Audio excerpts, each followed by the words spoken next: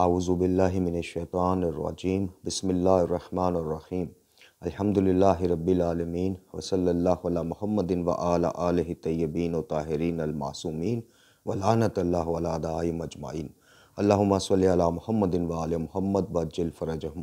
محترم ناظرین و سامعین، السلام علیکم۔ نیا سلسلہ ہمارا ہر صبح قرآن و اہل بیت کے ساتھ، اس ضمن میں اس کی دوسری کڑی دوسری قسط کے ساتھ حاضر خدمت ہے۔ ہم نے یہ درس بالکل مختصر دورانیے کے ترتیب دیے ہیں اور کوشش کی ہے کہ اس 7 سے 8 منٹ کے کلپ میں جو ہر روز قرآن اور اہل بیت کے حوالے سے کسی ایک موضوع کو، جو کہ ہم نے کتاب آپ کی خدمت میں پیش کی تھی، اس کا تعارف، کہ جس طرح سے وہ مختصراً موضوع ہیں جس سے ہماری عقائد کی، ہمارے اعمال کی، ہماری فکر کی، ہماری روحانیت کی تربیت انشاءاللہ ہو سکتی ہے اور ہوگی۔ تو اس ماہ شعبان المعظم میں یہ سلسلہ شروع کرنے کا مقصد یہ تھا کہ رمضان تک ہم کافی چیزوں کے بارے میں نوجوان، خاص کر نوجوان بچے بچیاں جو ہے نالج اور علم حاصل کریں۔ ہمارا اس کو اپلوڈ کرنے کا، فجر کے وقت کے ٹائم کا منتخب کرنے کا بھی مقصد اور منشا یہ تھی کہ آفس جاتے ہوئے، اسکول جاتے ہوئے، جاب پیشہ جو ہمارے بہن بھائی ہیں، وہ اپنی ناشتے کی ٹیبل پہ یا لنچ بریک میں، لنچ کے وقت بھی یہ 7 سے 8 منٹ اپنے قیمتی نکالیں اور ان دروس سے مستفید ہوں۔ تو چلتے ہیں آج کے موضوع کی طرف۔ آج کا موضوع ہے جناب توحید کی اقسام کے حوالے سے توحید ذاتی و صفاتی۔ اس ضمن میں جو آیت آج بلکہ پوری سورہ مبارکہ ہے، مختصراً سورہ توحید، سب سے پہلے اس کے اوپر بات کرتے ہیں جی۔ بسم اللہ الرحمن الرحیم، قل هو اللہ احد اللہ الصمد لم یلد ولم یولد ولم یکن لہ کفوا احد۔ کہہ دیجئے حبیب، کہہ دیجئے وہ اللہ ایک ہے، اللہ بے نیاز ہے، نہ اس نے کسی کو جنا اور وہ نہ کسی سے جنا گیا، اور کوئی بھی اس کا ہمسر نہیں۔ سورہ مبارکہ توحید۔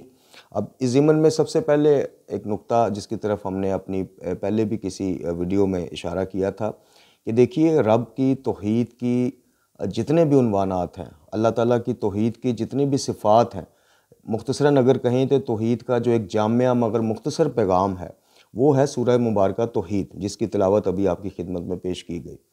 قل هو اللہ احد، قل یعنی کہہ دیجئے۔ کون کہہ دیجئے؟ نبی پاک صلی اللہ علیہ وآلہ وسلم آقا دو جہاں کو خطاب کر رہا ہے پروردگار کہ حبیب آپ کہہ دیجئے کہ وہ اللہ ایک ہے۔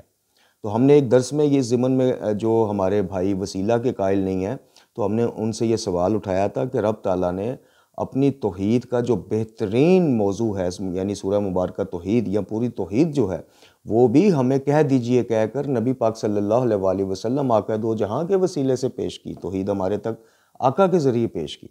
اور یہ کتاب الہی یعنی قرآن مجید فرقان حمید بھی ہمیں نبی پاک صلی اللہ علیہ وآلہ وسلم سرکار کے وسیلے اور صدقے سے ملا۔ تو جو توحید کے ضمن میں وسیلے سے بھی انکار کر بیٹھتے ہیں اور وسیلے کے بھی قائل نہیں ہیں ہمارے بہن بھائی، وہ اس کے اوپر تھوڑی توجہ کریں کہ کائنات میں اس وقت جتنے بھی مذہب سے ریلیٹڈ چیزیں ہیں، قرآن، احادیث، سنت مبارکہ، وہ ہمیں سرکار رسالت مآب صلی اللہ علیہ وآلہ وسلم کے وسیلہ سے ملا جی۔ اب اس کی مختصر وضاحت میں لکھتے ہیں کہ خداوند متعال کی توحید ذاتی سے مراد یہ ہے کہ اس کی مقدس ذات کی مثل اور شبیہ کوئی نہیں۔ خداوند عالم ذات اور صفات سے مرکب موجود کا نام نہیں ہے، یعنی جس طرح ہم ہیں کہ ایک ہماری ذات ہے، فزیکل ہمارا ایک وہ جسم ہے، باڈی ہے، ایک اس میں پنہاں ہماری صفات ہیں، ہماری عادتیں ہیں جی، کچھ صفات ہیں اور کچھ، تو وہ اللہ تعالیٰ جو ہے، اس کی جو رب تعالیٰ کی ذات ہے، وہ ہماری طرح ذات اور صفات کا مرکب نہیں ہے۔ بعبارت دیگر ایسا نہیں ہے کہ اللہ تعالیٰ ایک جہت سے عالم ہو اور دوسری جہت سے قادر اور مختار ہو، بلکہ علم، قدرت، اختیار اور دوسری صفات اس کی عین ذات اور عین حقیقت ہیں، ہماری طرح نہیں ہے۔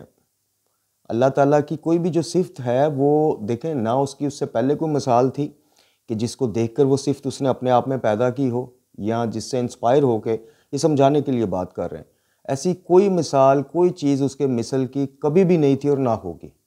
اس کی جتنی بھی صفات ہیں وہ اس کی عین ذات ہیں، اس کی ذات میں ہیں۔ وہ ایسا نہیں ہے کہ اس کی ذات الگ ہے اور پھر اس میں کوئی صفت ایڈ ہوتی گئی اور وقت کے ساتھ ساتھ وہ قادر مطلق ہوا، پھر وہ عالم ہوا، پھر وہ خالق ہوا، نہیں۔ یا کائنات یا انسان، جن و انس کو یا چرند پرند کو بنانے کے لیے کوئی مثال اس سے پہلے موجود تھی جس کو کاپی کر کے، جس کا آئیڈیا ڈیزائن دیکھ کے رب تعالیٰ نے بھی، نہیں، ایسا کچھ بھی نہیں تھا۔ اور اس کی جتنی صفات ہیں اس کی عین ذات ہیں۔ اللہ رب الکریم اپنے صاف میں یکتا ہے اور کوئی چیز اس کی مثل نہیں ہو سکتی۔ پہلی آیت توحید صفاتی کی پہلی قسم پر یعنی قل هو اللہ احد، اور آخری آیت دوسری قسم یعنی کہ ولم یکن اللہ کفوا احد، کوئی اس کا ہمسر، کوئی اس کا ثانی نہیں، کوئی اس کے مثل جیسا کوئی نہیں۔ اس کے علاوہ دونوں آیتیں جو ہیں وہ توحید ذاتی کو بھی شامل ہیں، یعنی لم یلد ولم یولد، کہ نہ وہ کسی سے پیدا ہوا نہ اس سے کوئی پیدا ہو۔ اس ضمن میں مولا کائنات امام علی بن ابی طالب علیہ الصلوۃ والسلام فرماتے ہیں کہ اللہ تعالیٰ کے لیے کمال اخلاص یہ ہے کہ اس سے مخلوقات کی صفات کی نفی کی جائے۔ نہج البلاغہ خطبہ نمبر 1، یعنی اللہ مولا فرما رہے ہیں کہ اللہ کریم کے لیے کمال اخلاص یہ ہے کہ اس سے مخلوقات کی صفات کی نفی کی جائے، کہ مخلوقات کی صفات کو دیکھ کر اس کی صفات کے اندازے یا اندھیرے میں تیر نہ چلائے جائیں۔ جیسے اکثر کہا جاتا ہے جی کہ وہ واللہ خیر الرازقین، دیکھیں جی کچھ رازق اور بھی ہیں نا جن میں سے سب سے بہتر اللہ ہے۔ نہیں، رازق ہے ہی اللہ۔ دنیا میں جو اس نے اسباب پیدا کیے ہیں، جاب کے ذریعے رزق ملنا، کاروبار کے ذریعے رزق ملنا، کھیتی باڑی کے ذریعے رزق ملنا، یا بچوں کو اپنے باپ کے ذریعے رزق ملنا، یہ جو ہیں یہ اللہ ان صفات سے، اللہ تعالیٰ کی رزاقیت والی صفات پہ آپ ان کو وہ نہیں وہ کر سکتے، مطلب کہ مثال نہیں دے سکتے۔ اللہ رب العالمین کا رازق ہونا وہ کلی طور پر ہے، اور یہ بھی اللہ تعالیٰ نے ہی رزق جو ہے بانٹنے کے جو وسائل ہیں وہ بھی ترتیب اس نے خود دی ہے، کس وسیلہ سے دینا ہے، کس موقع پہ دینا ہے، کس وقت کتنا دینا ہے۔ تو مولا کائنات اپنے اس قول میں نہج البلاغہ کے خطبہ نمبر 1 میں یہ ارشاد فرما رہے ہیں کہ کمال اخلاص یہ ہے کہ اللہ تعالیٰ کی صفات جو ہے اس سے مخلوقات کی صفات کی نفی کی جائے، مخلوقات کی طرز پہ رکھ کے اس کو نہ سوچا جائے نہ گمان کیا جائے۔ تو یہ آج کا مختصراً درس تھا۔ امید ہے کہ انشاءاللہ یہ دروس جو ہیں آپ کی علمی، فکری، روحانی تربیت کے لیے سودمند ثابت ہوں گے۔ رب تعالیٰ سے دعا گو ہیں کہ ہمیں قرآن و اہل بیت کی تعلیمات روحانیہ پڑھنے، سمجھنے اور ان پر عمل کرنے کی توفیق عطا فرمائے۔ لا حول ولا قوۃ الا باللہ العلی العظیم، وصلی اللہ علی محمد و آلہ طیبین الطاہرین۔